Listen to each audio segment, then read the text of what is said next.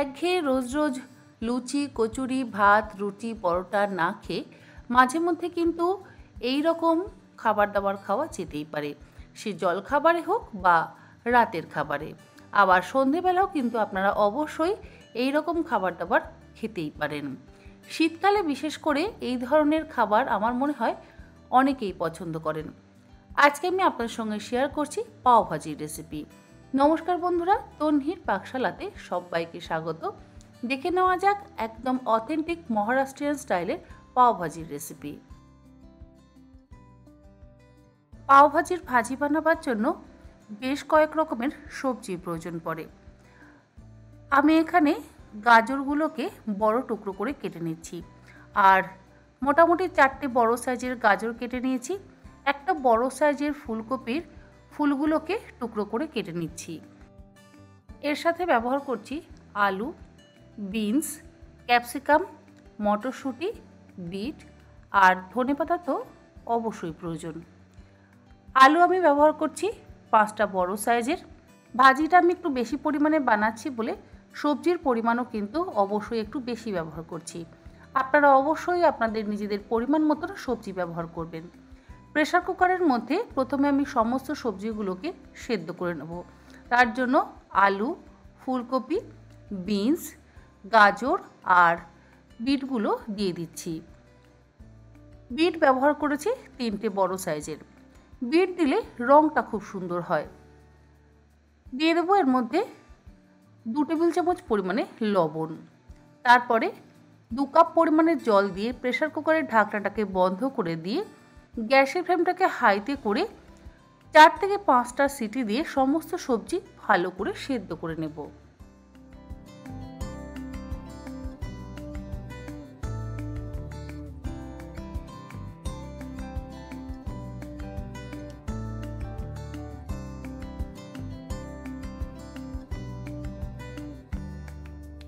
অপরদিকে নিয়েছি এখানে 4টে মিডিয়াম সাইজের পেঁয়াজ। পেঁয়াজ 4টাকে একটু বড় টুকরো করে কেটে নেব। আবারও বলছি, যেহেতু আমি বেশি পরিমাণে ভাজি তৈরি করছি সেই জন্য সবজি এবং মশলা সব কিছুই কিন্তু বেশি পরিমাণে ব্যবহার করছি। আপনারা কম পরিমাণে ভাজি তৈরি করলে সবজি এবং মশলা সব কিছুর পরিমাণ কিন্তু কম করে ব্যবহার করবেন।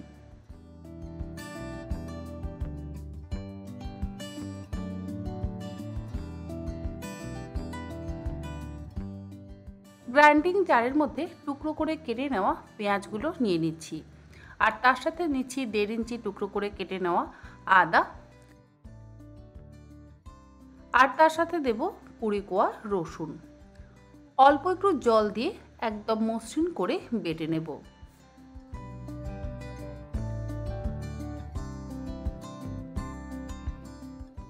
ভাজি বানাবার জন্য কড়াইতে দিয়ে দিলাম 5 থেকে 6 টেবিল চামচ পরিমাণে সাদা তেল। তেল ভালো মতন গরম করে নেওয়ার পর পেঁয়াজ আদা রসুন বাটাটাকে দিয়ে গ্যাসের ফ্লেমটাকে হাইতে করে দিয়ে ভালো করে কষিয়ে নেব। আবারও বলছি, ভাজির পরিমাণ যেহেতু বেশি তাই তেলের পরিমাণও কিন্তু একটু বেশি ব্যবহার করছি। দিয়েছি এখানে 4টে বড় সাইজের টমেটো। পাওভাজিতে একটু টমেটো যদি বেশি পরিমাণে ব্যবহার করা হয় তাহলে ভালো হয়। গ্রাইন্ডিং জারের মধ্যে নিয়ে ভালো করে গ্রাইন্ড করে নিলাম। মিনিট 5-6 সময় ধরে পেঁয়াজ আদা রসুনটাকে কষিয়ে নেওয়ার পর এর মধ্যে দিয়ে দিলাম বেটে নেওয়া টমেটো। এবারে টমেটোটাকে একসাথে ভালো করে কষিয়ে নেব, অবশ্যই গ্যাসের ফ্লেমটাকে হাইতে দিয়ে।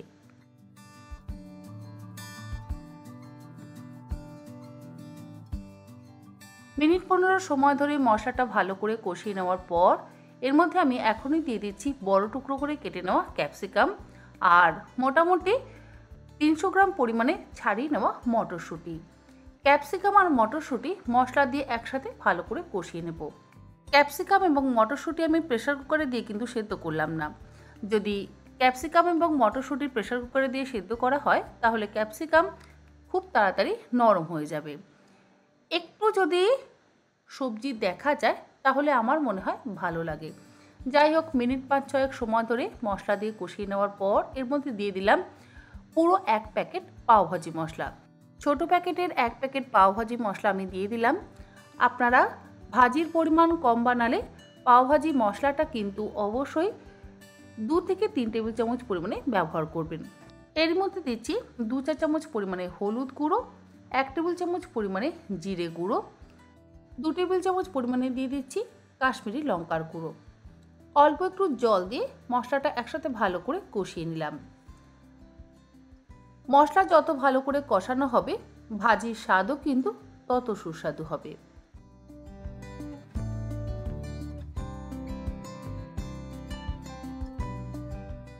এর মধ্যে দিয়ে দিচ্ছি স্বাদ অনুসারে লবণ।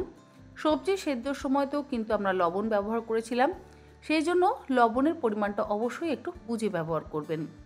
সমস্ত কিছু দিয়ে একসাথে ভালো করে কষিয়ে নিচ্ছি।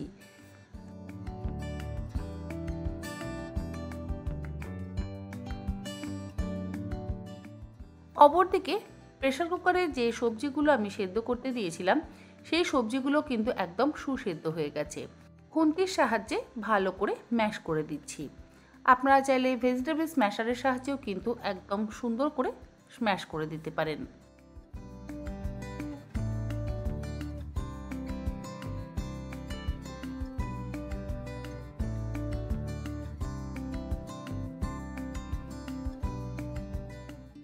অপরদিকে ভাজির যে মশলাটা আলাদা করে কষিয়ে নিয়েছি, সেই মশলাটাও কিন্তু সুন্দরভাবে কষানো হয়ে গেছে, মশলা থেকে তেল রিলিজ করে দিয়েছে। এবার এর মধ্যে আমি দিয়ে দিচ্ছি সেদ্ধ করে নেওয়া সমস্ত সবজিগুলো। গ্যাসের ফ্লেমটাকে হাইতে করে দিয়ে সবজিগুলোকে ভালো করে ভাজা ভাজা করে নেব।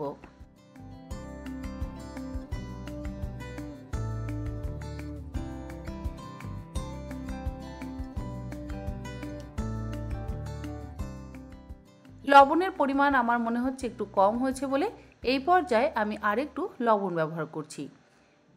এই রান্নাতে কিন্তু আমি চিনির ব্যবহার করছি না, তবে আপনাদের যদি প্রয়োজন পড়ে আপনারা সামান্য একটু চিনির ব্যবহার করতেই পারেন। কোনো অবাঙালি রান্নাতে কিন্তু চিনির ব্যবহার খুব একটা হয় না, তবে আমাদের বাঙালি রান্নাতে অবশ্যই সামান্য একটু চিনির ব্যবহার হয়। আমি যেহেতু এটা বাঙালি রান্না করছি না, সেই জন্য এর মধ্যে আর চিনির ব্যবহার করলাম না। খুব ভালো করে সমস্ত সবজিগুলোকে একসাথে ম্যাশ করে দিচ্ছি। আর ক্যাপসিকামের টুকরোগুলো যেহেতু একটু বড় আছে, সেই জন্য সেগুলোকে আমি খুন্তি দিয়ে ভেঙে দিচ্ছি। গ্যাসের ফ্লেমটাকে হাইতে দিয়ে সমস্ত সবজি ভালো করে ভাজা ভাজা করে নেওয়ার পর সবশেষে এর মধ্যে দিয়ে দিলাম 1 মুঠো ফ্রেশ কুচিয়ে নেওয়া ধনেপাতা আর একটা বড় টুকরো বাটার।